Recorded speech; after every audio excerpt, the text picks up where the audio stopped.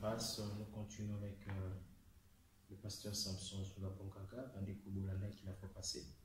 Alors que je le bats toujours la voix sainte. Alors, pasteur Samson, nous allons juste toujours continuer par rapport à la voix sainte.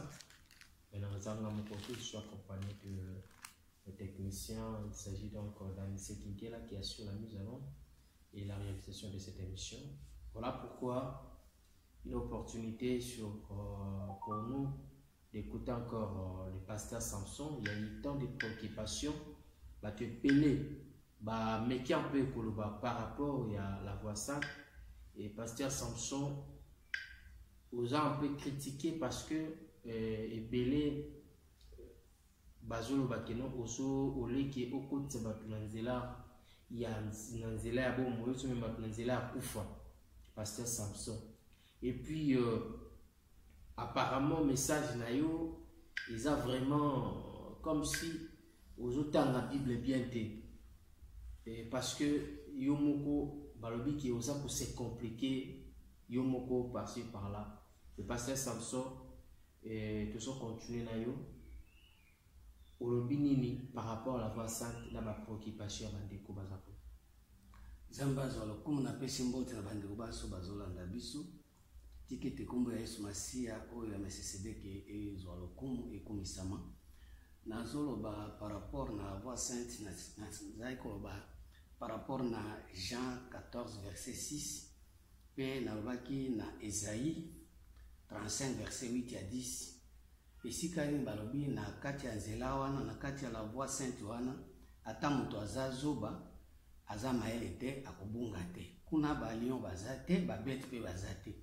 Alobaki bien que Jésus atikali kotambola na nzela wana te. Pourquoi? Parce que Thomas azotuna ye toyebi nzela wana te parce que Thomas azaki na Jésus amekaki ko démontrer yango.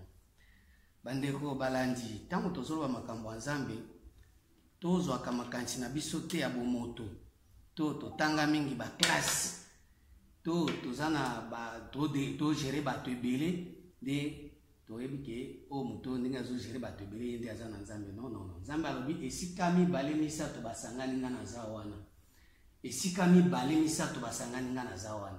Nzambe aza te mpona bato bazala ebele, Nzambe alinga bato mibale misato basangana ya za wana. Tango nazoloba makambo ya la voix sainte so tokie na mukanda ya Ecclésiaste 1 verset 9 elobi boye. Ecclésiaste 1 verset 9. Ce qui a été, c'est ce qui sera. Ce qui s'est fait, c'est ce qui se fera. Il n'y a rien de nouveau sous le soleil. Makambo esalemaka yango nde kozala. Oyo ezalaka wana yango nde kozalaka kaka eloko ya sikeza te. Tango nazoloba makambo ya la voix sainte wana Jésus atambola te eza makambo ebanda kala. Ti lelo Jésus atambola te yango pe kaka nde ezali ti lelo.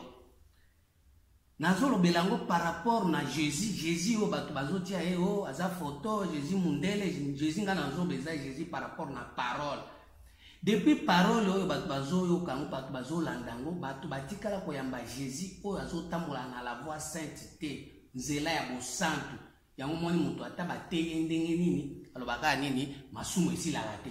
Oh masumu ekosila ndenge yo ozotambola na la voix oyo ya Jean 14 verset 6 ya vérité na vie passagère.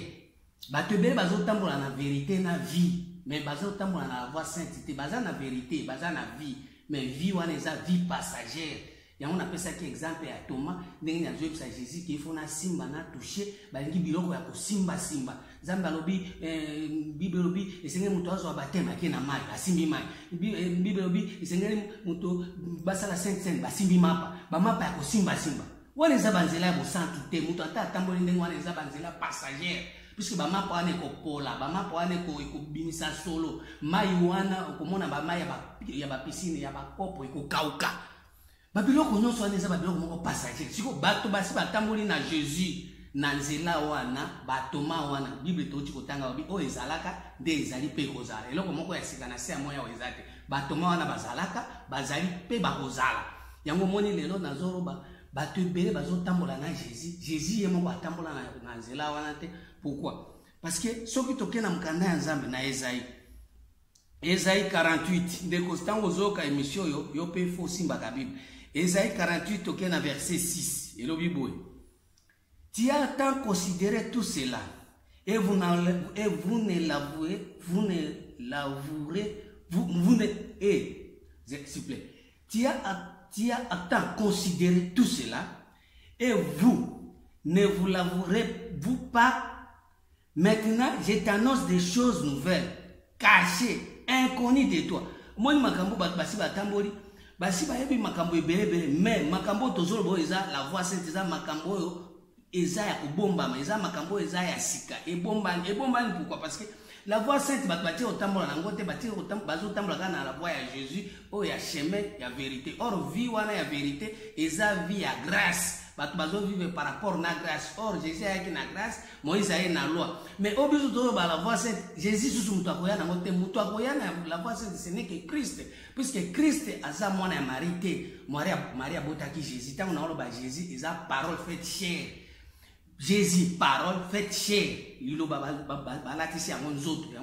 Il a banni sur Moutakoloba, Alingini, Asimbango, Namaboko, Alingini, Amona, Ndenge Babi Jésus, à ça qui voyage, à Kendeki na Jérusalem, il peut attirer à Foutiki à Jérusalem. Si vous avez vu, Eza Bavi, Batubazo Salamo par rapport à la grâce. Or, grâce à Zambé, Eza Lokoyo, Ekoleka.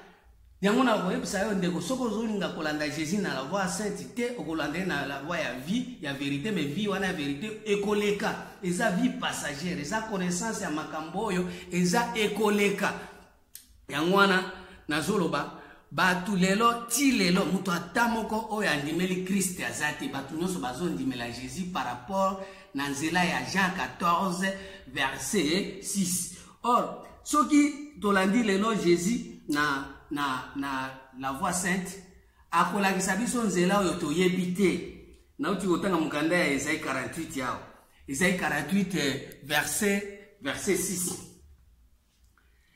Elle se produise à présent et elle n'appartient pas au passé jusqu'à leur événement. Tu n'en avais aucune connaissance afin que tu dises pas voici, je le savais. Tu n'en as rien appris, tu n'en as rien su. Et jadis, ton oreille n'a pas été frappée, car je savais que tu serais infidèle et que dès ta naissance, tu fus appelé rebelle. C'est-à-dire, nzela la voix cette muto atamo kwa yebi angote parce que soka bagangwa ngaka atia ba ekeko na ye puisque kuna na kati la voix cette ekeko ezate yango moni balobi kuna ba beti ba koleka te ba lion ba koleka te puisque ba beti ba lion ba mesana na bikeko. Pourquoi ekeko? Parce que ba yebi que Jésus aza alobi Bible lobi Jésus Bible parole et lobi que muto avali aya nanda kwa nzambe akwaya maboko pamba te maboko sengeli maboko kaka visible. Or, na maboko visible, okotambola na la voix sainteté, okotambola na vérité, okotambola na vie, mais vie on eza vie passagère. Yango moni to tangaki mukanda ya 2 Corinthiens 5. 2 Corinthiens 5 verset 12, lo Bible. 2 Corinthiens 5 verset 12. Bande ko balingami awa ngana zoloba, bien sûr, bozo critiquer mais botanga ka pe Bible, et lo Bible. Na verset 12. Nous ne nous recommandons pas de nouveau nous-mêmes auprès de vous, mais nous vous donnons l'occasion de vous glorifier à notre sujet afin que vous puissiez répondre à ce qui tire gloire de ce qui est dans l'apparence et non dans le cœur. Il y a aussi des choses qui sont dans le cœur. Bino bozolo baka makambo ya nzambe na makambo eza na apparence, makambo eza libanda. C'est-à-dire makambo ya bonzambe na kati ya motema eza or la voix cette eza makambo ya libanda te balinga bikati na nkolo bato ebele lo bazolanda Jésus na ndenge ya libanda c'est-à-dire kwa tangi Bible asali makambo eza libanda na ye na motema na ye atikala ko considérer atikala atako sale forte ke motema na ye ekoka kososola nzambe de façon que atambola pe na nzela ya bosantu la voix sainte yango ano moni lelo nazoloba bien Jésus moko alobi na Jean 14 verset 12 alobi boye Jean 14 12e verset Jésus ayebaki ke ya atambola na la voix sainte yoka ndenge azoloba alobi boye en vérité je vous l'ai dit celui qui croit à moi fera aussi les œuvres que j'ai fait et il en fera de plus grands parce que je m'en vais au Père. Alors moto oyo azondimela ye akosala makambo ya azosala. Mais atiki bongo tabi akosala munene koleka ba œuvre ba pratique. Or ba pratique ya la voix ya Jésus oyo ezomema bato na vérité na vérité na vie. Et ça na pratique nango. Comment on appelle vérité na vie wana ba vivre pratique nango ba vivre œuvre nango. Mais Jésus a dit bien que boko sala sous œuvre o eza munene koleka o ngana sali. Or na kati ya la voix sainte eza na ba œuvre, eza na ba pratique.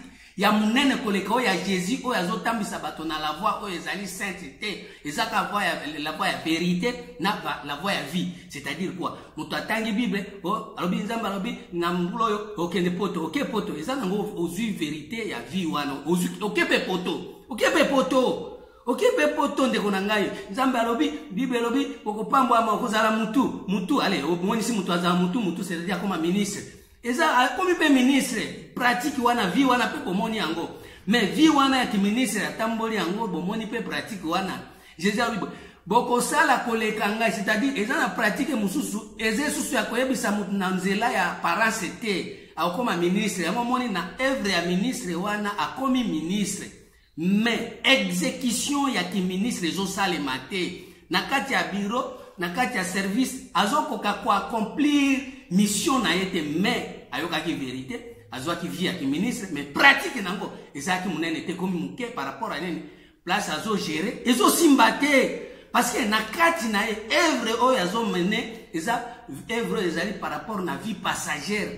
Pourquoi? Parce que ba memeli Jésus oyo azo tambisa bato na la voie sainteté azo tambisa na nzela ya bosantu te. Or nzela ya bosantu ezali eza eloko oyo moto esengeli atambola na nzela oyo Bible ezoloba na mukanda ya Psaume ndeko na nga molinga mitanga Bible Psaume 84 verset 5 elobi boye ndeko tanga Bible eza bien 84 5e verset elobi boye nazotanga na kombo na Yesu Kristo. Et ceux qui habitent ta maison, ils peuvent te célébrer encore. Et ceux qui placent à toi leur appui, ils trouvent dans leur cœur des chemins tout tracés. Ils trouvent dans leur cœur. Bandeko balinga mekati na nkolo. Na kati ya motema eza na nzela. O ezali bien tracé. Yango babengi yango la voix sainte. Mais la voix wana Jésus. Parole o bato nyonso bazote ya malelo etikala kolakisa bato nzela ya motema. Mais lakisaka bango ka nzela Nzambe alobi nzela ya libanda ya motema. Yango moni lelo ba église nyonso eza na bato oyo baza na batoma balingi kaka kosimba, basimbaka maboko, basimbaka makolo, basimba kote. Jésus azotala bango bibino. En tout cas bozolanda ngai bien sûr. Mais bozolanda ngai pona bilei ezali ko périr. Jean 6 verset 26 à 27. Mais travailler pour la nourriture qui ne périt jamais. Or na kati ya motema eza na nzela oyo ezali na bilei oyo esengeli bato balia eza nourriture oyo esengeli bolia na kati ya nzela wana. Nourriture wana ko périr jamais. Mukanda ya Jean 6 verset 26 à 27. So nzela ya motema wana mutu ata moko te na Bible oyo atangi yango alakisi bato nzela ya motema za te. Po soki olakisi mutu nzela ya motema te olakisi mutu na nzela ya Jean 14 verset 6 nzela ya vérité na vie passagère. Ya okende poto, ya okende Jerusalem futi diko te Jerusalem soki likambo ezali ozokende kaba biloko ya libanda na yo me na motema na otika kotambisa motema na yo na makambo ya Nzambe te. Or motoko tambisa motema na makambo ya Nzambe na kati ya motema. Chemin wana ezali bande konanga na otiko tangela bino mukanda na zongelango. Et ceux qui habitent ta maison, ils peuvent te célébrer encore. Pourquoi célébrer les sous? Pour célébrer Jésus na parole, pour célébrer déjà dans la voix au Jean 14 verset 6. Mais tous ceux qui na la voix sous Esaïe 35 verset 6 et verset 8 à 10. Zela wana sous Esaïe, boki sous célébrer Nzambe na nzela, sous célébrer na nzela oko mona nzela wana. Eza bien tracé wapi na motema. Et ceux qui placent à toi leur appui, ils trouvent dans leur cœur des chemins tout tracés. Or, nzela ya motema wana, eza nzela ya bosantu. Po tango to atangi Bible, akola kiso susu teke atangi Genèse 1:1, alobeli makambo za libanda na. Il faut otambisa siko esprit na yo na katikati na yo na motema na yo. bandeko balingami kati na nkolo yango moni soki lelo bato tamboye na nzela oyo baeglise ekokangama yango moni bato ebele bakokomprendre makambo na oloba te na 3e testament parce que makambo ya motema eza makambo ya 3e testament eza lisusu te makambo ya libanda na yo ntango bible elobi bato mibale misato soki basangani nzambe aza wana yo moni bato mibale ezali yo na Marie Jeanne na Françoise or bato mibale misato wana baza na kati ya motema ntango bible elobi mwasi na mobali bakosanga bakokoma mutu moko tambola na kati ya motema na découvrir makambo wana yango moni sikoyo silence ekokota bato nyonso bofanda nye mutu atamboka koloba lisusu te puisque à ce moment tout le monde akomi mwasi or bible ezopekisa mwasi aloba na esika basantu bazali dans l'assemblée des saints bato botambola na la voix sainte mwasi akoloba te yango moni ndenge na oloba boye makambo ya nzambe de Genèse à l'Apocalypse soki balobi bate yango na ndenge ya makambo eza na kati ya motema basi bakobima ebele na bamandefu na baveste baloba lisusu te yango nzela wana na miniti oyo nazoloba boye ezosenga nini oyo nyonso alingi kotambola na nzela wana ezosenga liwa ifo koboma nano bonzambe oyo oza nango liboso po ete okota na nzela yango Jésus azosenga sikoyo bato esengeli bakufa basekwa po soki okufi te osekwi te okotambola na nzela wana te kokufa elingi koloba nini puisque la vie ce n'est que la parole eloko ekufaka te eza liloba mais liloba oyo ekufaka te moto ayaka nango eza Christ eza Jésus te mais moto aye na parole oyo ekufaka te eza Christ Christ wana esengeli mpe oidentifie bien puisque bafaux Christ bazali bafaux Seigneur bazali bon Christ oyo nga nazoloba Hébreu ezoloba boye tu n'as voulu ni sacrifice ni holocauste mais tu m'as formé un corps c'est un corps oyo ezoya kosalaka volonté ya nani ya nzambe ezosala volonté ya pasteur te volonté ya Moïse te volonté ya Élie te volonté ya Jésus te volonté pa baprophète te parce que volonté ya baprophète ekotambisa on na la voix ya Jean 14 verset 6 volonté ya Moïse ekotambisa on na nzela ya Égypte okozala toujours na kati ya molili na kati ya Farao akodomine yo mais sikoyo tozoloba volonté oyo esengeli etambwisa moto aza na Christ eza sous volonté ya bato te yango moni Christ wana eza libanga oyo bato babwakisa ti lelo bazobwakisa yango mutu nyonso alingi atonga bomoi na ye azolinga Christ te oyo ezali nzela ya bosantu oyo ezomema bato na likolo elongola bato na terre na mateya ya buzoba mateya ya bapaster ya koloba oyo kokende poto kobala okobota okozwa mosala. D'accord, ok. Pasteur Samson, je crois que aujourd'hui presque 25 minutes en le bas. Il y a surtout balanda ka Yesu.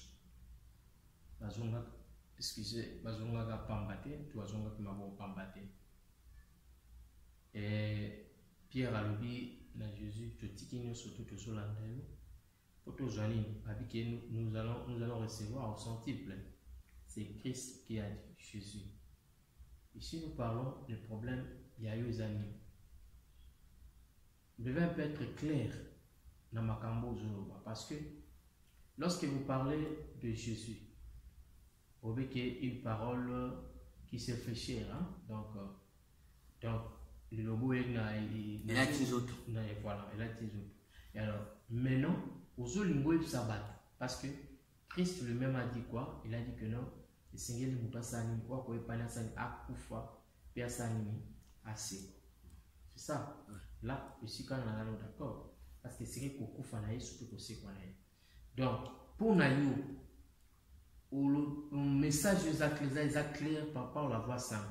Et le Seigneur va dire, battu Seigneur, va côté dans la voie solo. Battu Seigneur, va y avoir vraie parole.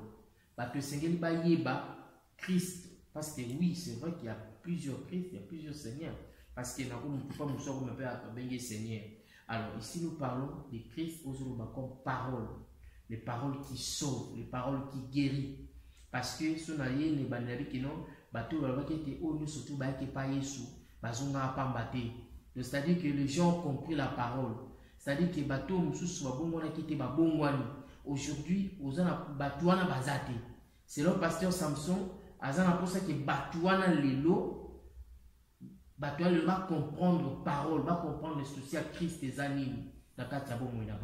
Alors, Lelo souci no ezabongo. Maintenant, si vous voit sainte, vous la sabato, vous zela bosolo, zela limemia, zela zali, ezana ba masenginya te boso. Mais Lelo pasteur Samson, Batouana ozana pour ça va kota la vérité, il y a parole. il y a Christ, il y a parole, il y a Jésus-Christ pour que Batouana va vivre la vie sainte. Parce que Jésus il faut que ma soupe tout le monde quand on dit que c'est-à-dire d'abandonner la vie du péché. Vieil homme. Voilà. La vie du péché, c'est pourquoi il relèvera toujours problème à baptême. Parce que nous sommes à baptême parce que il est beau. Donc, c'est-à-dire que non, j'ai abandonné tout. Mais il dit non seulement ça le baptême, mais il faut toujours à comprendre les paroles. Parce que où existe échange à vie avec sa parole. Je crois que tout à fait, Bandeko Bazolanda Bisso, notre numéro c'est 081 0046 990. 081 0046 990. Tout qui n'a passé à Samson Malembe. La fois passée, Samson Malembe qui est tellement bas. Et monsieur le qui a une distraction. Oui, parce que Samson, vous avez une distraction. Mais je voulais qu'aujourd'hui, dès que vous avez on va quand même comprendre un peu. Bateau peut nous soubazola ne va comprendre. Maintenant les lots, tali sabiso, voici un taux, nzela ya bosolo wana, nzela ya oezanga masenginya, bateau singili ba kota na nzela wana, baza banani.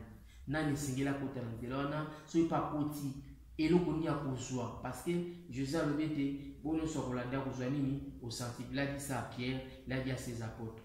Tout le monde elle a touché juste l'habit de Jésus, elle a été guérie. Tout le monde va miracle Jésus-Christ, Jésus a sali.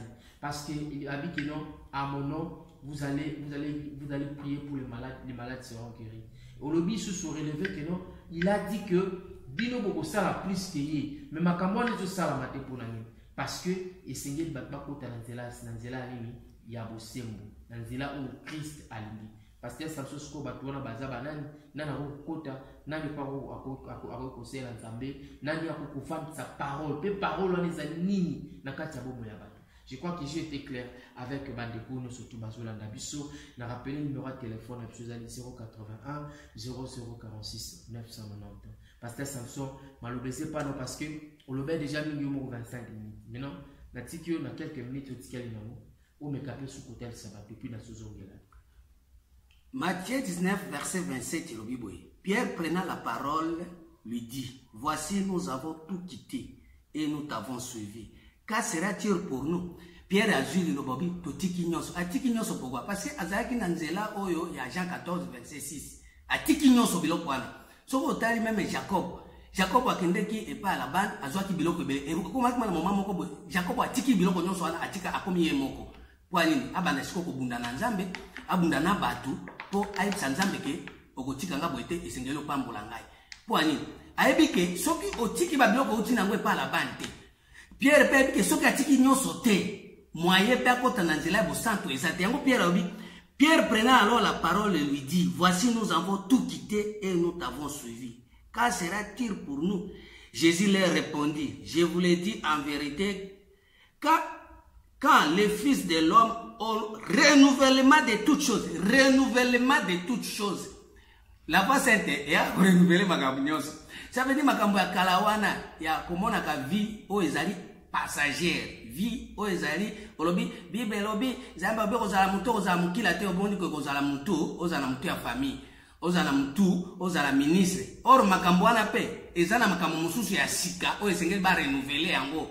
Obi Jésus lui répondit, je vous l'ai dit en vérité, quand le Fils de l'homme, au renouvellement de toutes choses, sera assis sur le trône de sa gloire, vous qui m'avez suivi, vous serez de même assis sur 12 trônes, et vous jugerez les 12 tribus d'Israël. Bande konangai, ozo juger Israël, bana Jacob, ozo juger parce que otiki nyonso, bana Jacob wana ezali bana oyo bazali ko briller, Joseph bazali ko briller.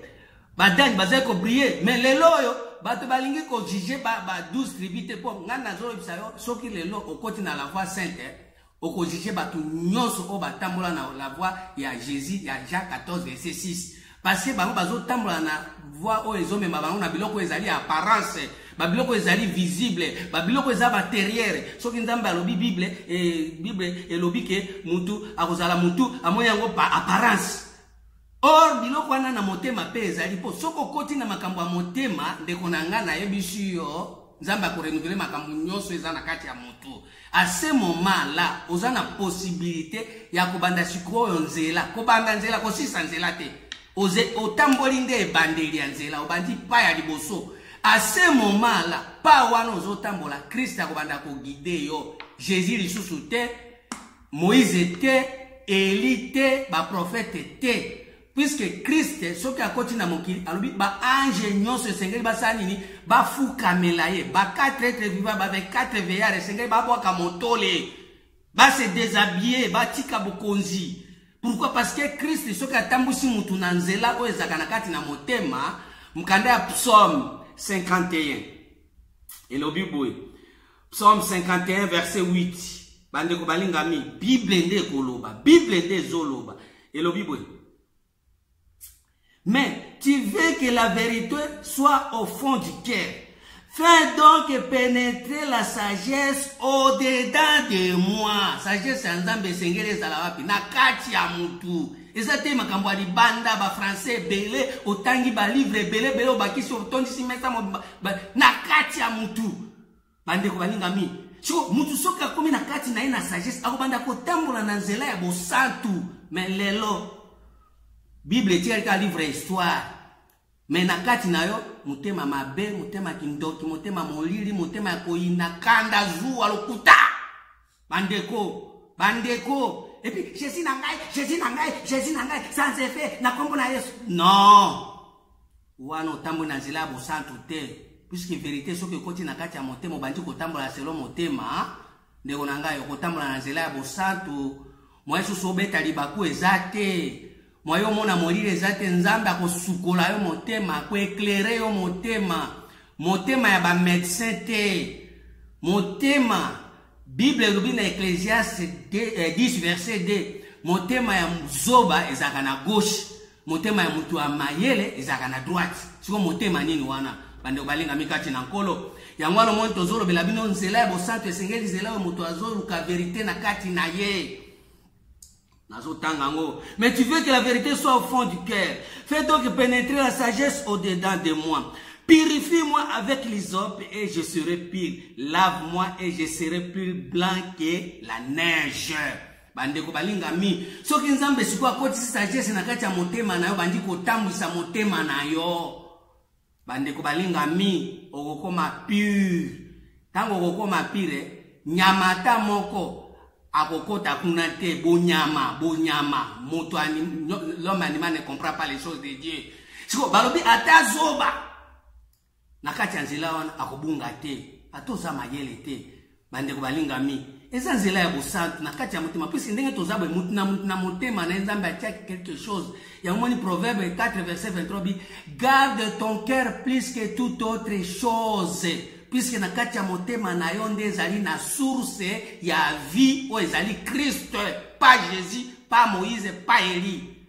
Bango baza batu oyo bazolatisa liloba nzoto bazomema liloba na ndenge ya terre na ndenge ya makambo ya maseki parabole. Siko soko koti na motema na yo ofungoli motema na yo okomona nzela eza kuna nde sikoyo mukanda ya Romains 10 verset 17 obi la foi vient de ce qu'on entend. Ce qu'on attend vient de la parole de Christ, pas de Jésus, pas de Moïse, pas d'Élie, pas de prophète. Ce qu'on attend vient de la parole de Christ. Okubanda koyoka Christ na kati na yo. À ce moment-là, akofungola yo motema, abandi kola kiso biloko ya motema na puisque yo zana biloko ya motema neza biloko ebele me oyebite. Ozolu kaka biloko eza libanda na yo. Telmeza libanda na yango komi moyibi lokuta zua motema mabe olingi ko empoisonner bato po yo récupérer ba poste. Jusque là répondre à la préoccupation de la terre. La pose une question, c'est clair. Voici un tozo exception. Nous t'avons coûté na nyoro coûté la carte ya sainte. Qu'est-ce qui va arriver à Katia Motouana? Parce que la Bible blesse. Cherchons premièrement le royaume des cieux et le reste vous sera donné sur la terre. Alors, Pasteur Samson, je vais nous répondre dans quelques minutes et puis répondre à un dépôt sous ma réaction à et puis clôturer l'émission. moto aoki kokota na nzela wana eza bato baza na bilembo ya bonzambe na mokanda ya 1 Corinthiens 2 verset 4 lobi boye et ma parole et ma prédication ne repose pas sur le discours persuasif et de la sagesse mais sur une démonstration de l'esprit et de puissance. Omoni bato oyo baza na posa ya sagesse ya nzambe ba posa ya puissance ya nzambe eza bato ba dispose motema na bango de façon que bayeba nini eza na kati na bango bato wana bao baza na cœur brisé nde bakokota mais soki oza motema makasi otie motema libanga olobi nga na kotambola na voix wana te makambo eza kati ya motema na nga te na kotambola kaka lokola bato nyonso bazotambola makambo ya libanda na nga okokota te afin que votre foi fût fondée non sur la sagesse des hommes mais sur la puissance de Dieu. Cependant, c'est une sagesse que nous prêchons parmi les parfaits. La voix c'est eza bato baza bato basantu babuka motema soki bandi kotambola motema na bango etikala polele. C'est une sagesse que nous prêchons parmi les parfaits. Sagesse qui n'est pas de ces siècles, ni des chefs de ces siècles, qui vont être anéantis. Tous en la sagesse, c'est à Jean 14, verset 6. Tokobuka yango ekokende. Puisque les Israélites, nous juger bango. Nous prêchons la sagesse de Dieu mystérieuse. Or, sagesse mystérieuse, ce n'est que Christ. Sagesse mystérieuse, c'est Christ. Nous prêchons la sagesse de Dieu mystérieuse et cachée. Cachée pourquoi? Parce que bato nyonso bazo tambola na la voix Jean 14 verset 6 et pas na bango e bomba mi yango moni Thomas lobi to yebi nzela te. Nous prêchons la sagesse de Dieu mystérieuse et cachée que Dieu avant les siècles avait destiné pour notre gloire. Sagesse qu'aucun des chefs de ces siècles n'a connu, car s'il eût connu, il n'aurait pas crucifié le Seigneur de gloire. Ça veut dire quoi? So bato batambola na la voix sainte, ba nga ba boma Jésus te. Ndenge tozolo babwe soki mutu atambola na la voix sainte ba boma Jésus te na ro babwe. Parole oyo tozolo ko eza Jésus. Soki bato batambola na nzela ya motema, moye ba bomango eza te puisque na kati ya motema mutu okiko boma eloko nzambe azokela na kati ya mutu te. Ba bomaka biloko eza libanda ya mutu. Oyo tozolandela yango ya libanda nde toza na capacité ke liloba soki ye ebuki yango. Mais soki eloko nzambe atiaki na kati na yo, soki nzambe afungoli yo motema, obandi kotambwisa molimo na yo epai ya nzambe motema na mutu atamaka boma bonzambe na yo te. Bandi kobalingami kati na nkolo po kuna liwe ezalaka te. Sagesse qu'aucun des chefs de ces siècles n'a connu, car s'il eût connu, il n'aurait pas crucifié le Seigneur de gloire. Mais comme il est écrit, ce sont des choses que l'œil n'a pas vues. Moi, je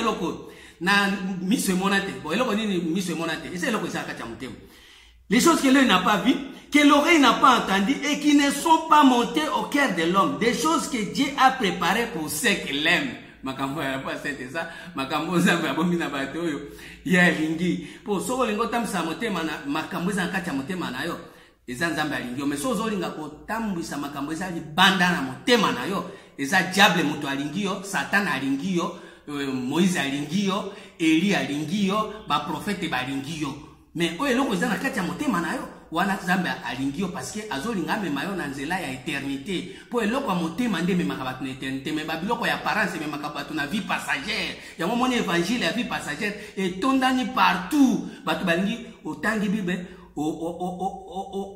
oluli mutu mususu lobi omoni bible lobi nzambe lobi mboko pambwama tellement kinganja pambwama ngo pambwama kala lokola or na kati ya motema na mapambo lio ya ye na kati na yo ezate chiko yoko bunda boete ko simba to koti kindoki okoti magie pe olembi ozo sambele susu te mais soko tambola na kati ya motema na yo o découvrir eloko nini sana kati na motema na moyo olula mususu ezate moyo pe ina ezate moyo pe olinga oboya ezate moyo pe otonga ezate moyo pe omona mabe ezate bande ko balinga mikati na nkolo mais sagesse wana nzambe abombeli bato oyo ye alingi bato oyo alingi esa bato motema eza kobuka na soko buki motema te okota te 081 0046 990. Merci à Anissé qui est là. Merci à Bandekono, surtout Bosolanda Bisso sur la 89.0. Au micro, c'est votre humble serviteur Jean Bufita qui est là. Merci également à tous nos auditrices, donc au bassin en dehors de nos frontières, Bosolanda Bisso sur la RTVS 1. Pasteur Samson, je crois que Ndeko Wabengaki, Okakie, intervention par rapport à message de la fois passée. Comment au commentaire nous amis par rapport à message Ndeko on est un peu pour et qui est vraiment déçu par rapport au message. Mukanda ya Luc 2 verset 34 et l'obibwe. Aza de cité za makambo ya bonzambe za ya solo. Siméon le béni et dit et dit à Marie sa mère, voici cet enfant est destiné à amener la chute et le relèvement de plusieurs en Israël et devenir une signe qui provoquera la contradiction. Moni makambo tozoloba, ils ont même ma contradiction. L'obéla qui la fois passée concernant 2 Corinthiens 5 verset 13. Si je suis de bon sens, c'est pour vous, mais si je suis hors sens, c'est pour Dieu. Makambo nganazo beza makambo hors sens, puisque na oba makambo motema, mais bango bazoli ngana loba makambo Thomas aikuruka ya libanda na bango. Siko exemple loko yo ezo me ma confusion, ba to ebele ba kozala na shite parce que batikala kotanga Jésus te bazo makambo ya motema balakisa. Bango batanga ka Jésus bazo makambo ya libanda ya motema nde bazo lakisa. Bakoma ba docteur, bakoma ba maître, bakoma ba professeur na makambo za na kati ya libanda ya motema. Or siko Jésus Christ tango tozolo ba par rapport na Christ, yepe azali fils yo esengeli ya botama, akobotama na tango Simeon yambi mwana na bi pratique ya boye, parole ya boye, œuvre ya boye, eza pona signe nini ya contradiction pe kotia confusion na mitu ya batu. Batu basi ba message ko tambola na la voix oyo ezali ya Jacques 14 verset 6. Batamboli na Jésus mais bayebi Jésus te. Mais lelo tozolinga to tambola na nzela motema, eza chite ya ba mususu. Puisque batika ko tambola na nzela wala te. Yango nazo répondre papa. Eza passe comme toi tambola na nzela motema. Je pense qu'on en découvre, je crois. Yango na répondre. Voilà, pasteur Samson, je crois que dans moi minute Mketkali toujours moi pause à Moloembo où nous connaissons ce qui est la partie là-dessus et puis toujours nous d'ailleurs pour clôturer l'émission. Merci beaucoup. On a des connexions ici pour la chanson.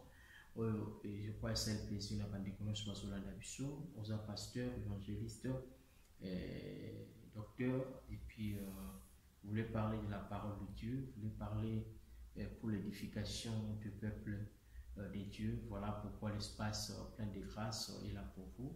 Donc, mon numéro c'est 081 00 46 990. Pasteur Samson. Qui est à 5 minutes. Et puis, tu peux clôturer l'émission.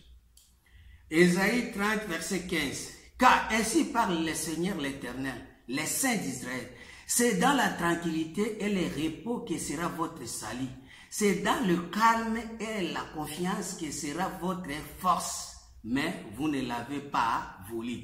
Zela monte meza, zela osoko tamboli. Okoma tranquille. Pe okoma na salut.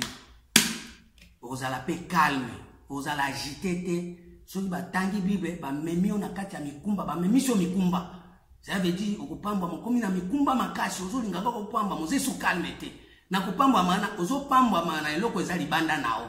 C'est-à-dire quoi? So ba obi kopamba ma yo monika il faut okoma directeur, okoma docteur, okoma soki ministre, o na kati na ki ministre ezate. Kati na ki docteur ezate. Kati na yo ki député ezate. Yango komona bakotia yo wana bwe eloko malongo ko sala ezate. Puisque otambola ki na nzela ya bosantu te, otambola ki na nzela ya parence. Ozolula batu po baza ba député, ozolula batu po baza ba ministre, mais na kati no ki ministre ezate. Or kati na yo soko otambola ki na nzela ya motema, olinga koyeba ke ngana za nga mécanicien. Olinga sa mécanique, olinga pe se retrouver. Bande balinga mikati na nkolo. Mais lelo Bible zo bisabiso c'est car ainsi par le Seigneur l'Éternel, les saints d'Israël, c'est dans la tranquillité et le repos que sera votre salut. C'est dans le calme et la confiance que sera votre force. Mais vous ne l'avez pas voulu. Tile no batwalingi encore te. Chiko na minute yo Zamba zolo babwe na verset 30 et verset 20. Isaïe 30 verset 20 et le Bible. Le Seigneur vous donnera du pain dans l'angoisse et de l'eau dans la détresse. Ceux qui t'instruisent ne se cacheront plus, mais tes yeux verront ceux qui t'instruisent. Tes oreilles attendront derrière toi la voix qui dira, voici les chemins, marchez-y, car vous irez à droite ou vous irez à gauche. Vous tiendrez pour souiller l'argent qui recouvre vos idoles et l'or dont elles sont revêtues. Tu en disperseras les débris comme une impureté hors d'ici l'air dira-t-il. Balobi siko nzela nzamba akolakisa bino bato bazotambisa bino bakobombama lisusu te. Na kati ya la voie sainte Christ soki atambisi yo akobombama te. Pamba te soki otambisi yo na Christ, Christ alobi boye. Paul nde azoloba bien alobi boye. Ce n'est plus moi qui vis, c'est Christ qui vit à moi. Or Christ ko vivre na kati ya Paul elingi koloba nini? Colossiens 2 verset 1 à 9. Tanga verset wana soko lingo ba ke Christ azo vivre kati na yo. Colossiens 2 ezoloba boye. Je veux en effet que vous sachiez combien est grand le combat que je soutiens pour vous et pour ceux qui sont à Laodicée et pour tous ceux qui n'ont pas vu mon visage à la chair. Paul abombi elongina ya lingi suma kamba biloba nzoto te aboyango. Afin qu'il ait le cœur rempli de consolation, le cœur rempli de consolation, qu'il soit uni dans la charité, enrichi d'une pleine intelligence pour connaître les mystères de Dieu, savoir Christ. Mystère ya Nzambe. Wana nde sikoyo ozana Christ. Soko yebi mystère ya Nzambe te, ozana Christ te, ozana Jésus, ozana ba prophète, ozana ba Moïse, ozana ba Élie. Mais soko koti na kati ya Christ, koti na kati ya mystère ya Nzambe. Mystère dans lequel sont cachés tous les trésors de la sagesse et de la science. J'ai dit cela afin que personne ne vous trompe par des discours séduisants. Oh, ezali na Jacques 14 verset 6. Ezali nzela mususu mezana ba discours ya séduire bato. Okende poto, okobala, okokoma na mbongo, okoma ministre, ezali ba discours séduisants. Car si je suis absent de corps, je suis avec vous en esprit, voyant avec joie les bons ordres qui règnent parmi vous et la fermeté de votre foi en Christ, pas en Jésus, pas en Moïse, pas na ba disciple bandeko foi na Christ eza eloko soko kotisi yango otambola na la voie sainte eza prophète eza pasteur eza la mbikudi eza la magicien tamoka kotamisa sur nzela libunga azate. Ainsi donc comme vous avez reçu le Seigneur Jésus-Christ, marchez en lui, oh Nzambe nani mela Nzambe na lola oyo nani mela Nzambe na lola oyo nani mela Nzambe na lola oyo nani mela Nzambe na lola oyo Nzambe molimo yo kamanga yoyo bandeko balinga mi o eza temps masekite eza temps bana Nzambe faut ba se réveiller tous à Christ tout tambola lolenge Christ azali pour to revêtir Christ. Numéro nanga ya téléphone ezali 089 9 42 43 81 089 9 42 43 81. Bolanda biso na chaîne na biso ya YouTube CLZ SSTV SSTV. Nzambe azwa lokumu, Nzambe asunga bao ba comprendre na bao ba comprendre Nzambe asunga bango poto komi na ta Christ. So Christ azate Nzambe azate voix sainte pesate. Merci. Merci beaucoup pour la bande de connaissances surtout Balandi Bisso sur 89.0 FM. Au micro, c'était votre humble serviteur Jean-Louis Vita. Je disais donc, nous avons parlé avec le pasteur Samson sur la voie sainte. La voie sainte. Vous voulez réagir, participer dans cette émission? Sur 081 0046 990, vous avez vos pasteurs, évangélistes, docteurs, écrivains.